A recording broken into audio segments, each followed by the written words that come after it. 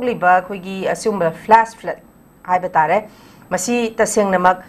authority ngakta masigi chauribasi maramsi khoigi authority ngaktana responsibility lobam thokpra natragana ekhoi lairiba khoigi ekhoi miyoiba ekhoi public ki su asoiba yaubra authority ngakta da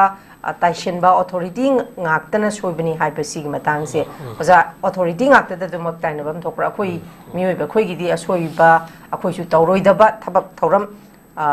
yaw browser sigi matang da di kari kamai tambine yare ma yamna phajaba haiba tare ko akan khabar jingna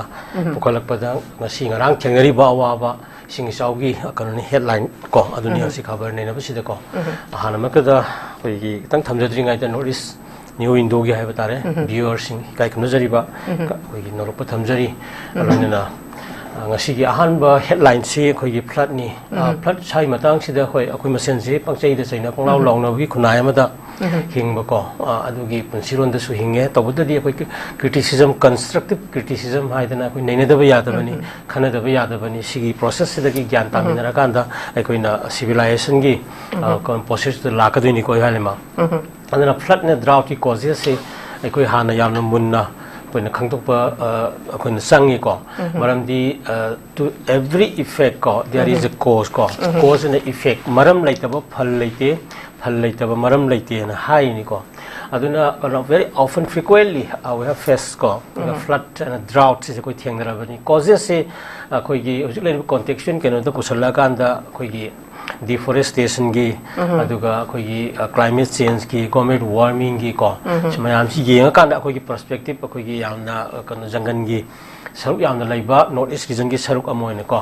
ayusian gi part amoine su ko ai koi si karoni forest na control to ba umang wamang na control to ba climate change to ni ko adugo position amani madu yang kok thoi popi tha na ko na paktak na acre Racing transport mathakta adum pa ju karim haudra bani ko adu natana ate area da sai umang wamang reserve unreserve ko protected forest mayam sigi yam destabilization to ko makoi normality later maram na sai catchment area den haurapam turian gi maru mayam ga sit loina ba ko nung laingoi lokthok ko tok pa natraga mayam sidagi sina causes ni ko then amakhagna akoina masi khanga matungda hoi malingi civilization ki chakot pani har kan da khara adum thengbam thoga su ate jaga lamjingda yam phajana manage to lam lai ri ha bani chakot palai bak singi kham jingda ko adugi matau khara su koi tamba phabani yai lai ma ko kudam na hairabada kano si sai flood natraga sai kano drought ama tholako matam si akhoi si am chakhotlabani hojikti artificial intelligence pro lagtana information technology am chakhotlabani ko weather ki forecast hayeng nong choni hangje jwal highway ama highway ai ga ji khangnaram ni ko hatak akhoi gi manipur ri masigi posakse isa na mobile nung mani khari yeng banatana masigi ji akhoi irei leitabra khudamui na haibda ina nuai ti je akhoi gi matam gi government ai je hoji hangi bado government no wegadra public no wegadra ai je alimak tu na samina ga dongni khallaga su overall people gi mohut silaga government ama koi seng rabane ba government ko different department mayama koi leirakan da madu matam sana koi dil to gi leiri ne ba kudam na ba koi IFCT ga na koi am tai tari na irrigation and flood control department IFCT ga leiri na alagi manipur disaster management ka leiri na manipur flood zoning 1978 akoi yam phajana leibani ko asigumgi makha sida akoina tuwa magi structure and measures adagi flood early warning system adagi monitoring and response ki khaidu kanda yamna kupthana yam toina flood and drought thoiba causes mayam ji khanga kanda madu semjan sajin ba tawri gi marak tu da miyam da piba warning tohum thokpa khudam hoina harbada khodi am nungai trije ising isau thok tring asi nungni gi mamangda yamna popular oigri si even govinda gi konungi mamangda koila sar phale ri balambi digi mathakta cement top tobdo adu ino khoi uyeba haidi ising chaur kadore haibasi mani mangani mamangda khoi khangmang ngamdabra malim gi weather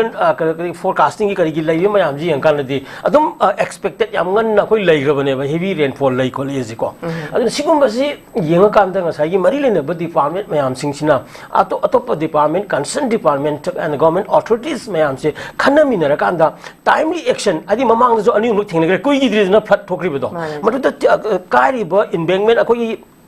तुरेंगी तोरबांगी लौनबांदु हे काय लोइबगा इसिंग हंदगी लोइ काउनबगुम तौवेबा अदुगा सेमजन दे repairing तौदे अमा तौदे मतम चाना सेमजन बगी कनदु लेइते हाइबनिदा साइजिदा अकोइ मसेन से लोइ सुमिनबा government की attentive ओइबा सु वार्ड पन देन मनाक्ता लेइबा क्लब की करिगी मयांगी अदुगी सोसाइटी ऑर्गेनाइजेशन पब्लिक लीडर की अवेयरनेस सु खरा इनिशिएटिव सु वार्ड पक मयांगी रेस्पॉन्सिबिलिटी बुदी लोइबा खरगा फिक्स तौमिनि को बट कन more responsibilities to be fixed to the concern department ने बाय हाइनिंग अदुना हाइरिबा कनो मयामसी येंगाकांदा अखोइदा अखोइगी तौथोलैबा थबक मयामसी येंगाकांदा अखोइदा नुवाइताबा हौजिक सिगी फ्लडकी मतुंगदा अमुसु लैनातिना मयाम थोलानी हाना डेंगी गी लैरिबा मतुंगजिदा वाटर बोर्न डिजीज की मयाम लानी सिदा मेडिकल डिपार्टमेंट ना करी करी हौजिक होना मागी कनो दुना होनरा दौनी हाइबनिदा करी करी लाकु याइ गाइसे समाना मांगजौना कनो अखोइगी वोइदबिदको हयें खुदा खुदा तौरकांदा अखोइगी अवाबसी यामना दैट मीन्स पुनमकसे हाफ हार्टेड ओइबा अखोइगी अटेंटिव ओइदबा पोतुना थोलक ngaतने आइना थमनिंगी को कनो यानमा अदुना अखोइगी यारगदी हौजिक लेरिबा कंसर्न डिपार्टमेंट अदुगा कंसर्न अथॉरिटीज मयाम सिंग सिना मतम सान साना म थबक तौबियो अदुना अमुक चोइना निंगसिंगजिबदो अखोइ नोंनि ममांगदा फ्लड लानी सिगी हाना ऑलरेडी याम एक्सपर्ट मयाम लेरिबनी कंसर्न डिपार्टमेंट लेरिबनी मदु डिटेक्ट तौदना मदुगी प्रिवेंटिव एंड प्रोटेक्टिव मेजर्स लौगिबगी कनो उदे सोरो कोइलास यारिबगी मथक्ता कनो कनोना कंक्रीट नोना थाबगी थबक ओइना तौगिबदो सिगुमसे खरा समतो हनिंगी इन द मीन टाइम हतक थोखिबसिदा मेसेज अमना पब्लिक ता को हजिक यारिना हागिबदो गवर्नमेंट आता ता संगजा ता चलोइद्रा गाइदो पब्लिक सी माही कंसर्न मनाक्ता लेरिबो कनो मयाम सिंग सिसु याम अटेंटिव ओइगदबनी करिगुमदा हारिदना लेरिबो क्लब लेकाय मसे लोकतानाबदगी कनो अदुम यिंगसिल लौदबदगी कनो तुरेमाजी काइबनी गाइना हाइबगी अदु जो अचौबो फैक्टर याम लेरियबको ऑल द टाइम इसिंग काइबजिबु एमएलए ना थिंगदौनी नत्रगा अथॉरिटी थिंगदौनी हाइबसिसु अदुम लेइतेको अदुनै मसी लेरिबो इमीडिएट रेस्पॉन्स ती एक नकना तुरेमबांदुदा लेरिबा खुदोंथिबदा लेरिबा खोई कनोगी क्लब सिंग ऑर्गेनाइजेशन सिंग अदुगा लेकाइगी मीसिंग अदुनेबा अदुना याम थुना थुओ मतुंगदा मदुदा मतेंगजिना खुदक्ता पाउ पिनदना मोने तौलगे मरक्तुदा कंसर्न एमएलए अथॉरिटीज पाउ पिरकांदा मादु याम थुना कनो अखोगी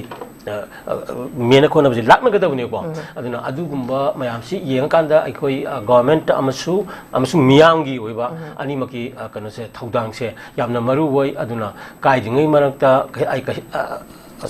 आई खतकी खर खल्लकांदा हाइबा तारे अदु आइदनते सोक्तोइसि गाइना खल्लगा अटेंटिव ओइहौदबदगी तुरेनसि काइब्रा लाइकागी मियामगी मरक्तगिसु को अदुगा अमुक्सु गवर्नमेंट डिपार्टमेंट की माइकैदगी मतम चार चाना लहुगदौबा अदगी लाकदौबा आइंगसा हाइजगिबदो हौजिक इसिंगजी यामकन चाउरिबगी थिंगनबो होनरिगे मरक्सिदि फुल अटेंशन पीरसि इन द मीन टाइम अटोप मेडिकल डिपार्टमेंट की मयामना हौजिक सिगी मतुंदा लाकबा अखोइगी वाटर बोर्न डिजीज की कनो मयामजे प्रिपेयर तौरगा लैबिगदौनी हाइबगी कनो दुनिदा आइना थमजनिंगबजे सो अखोइगी ओइबा कलेक्टिव हौजिकपुदी यामना अनरेस्ट ओइबा सिचुएशन अमदा इन ऑल एस्पेक्ट्स दा पार्टिकुलरली कोई गवर्नमेंट सु लेत्रे देन अटेंटिव ओइबा पॉलिटिशियंस मयामा अखोइना मियांगी सब चाबा राइटफुल कनो लीडर्स मयामा वाटपगी को मयामदगी ओइ पोलम अवाना तारंगै मरक्सिदा अखोइ मसिन से खरगा स्माइना शेयर तौमिनरा कांदा लौमिनरा कांदा हाइबा तारे को concern department and the public leaders and the CSOs and the local bodies मयाम सिंग सिगी मतम मतमगी ओइबा कनो मयाम जे शेयर तौमिनरा कांदा अखोइ मसि मथंगदा खरा थुना यामना पॉलिसी प्रोग्राम स्ट्रेटेजिक ओइबा कनो अप्रोच संजलगा अखोइ थेंगनदनबा लंबी रोम द खरा संचिमिनसि हाइबा समाय थमगेको